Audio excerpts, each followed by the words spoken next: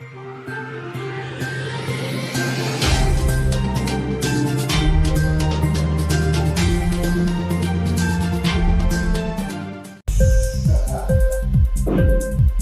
TV prime time news కి స్వాగతం.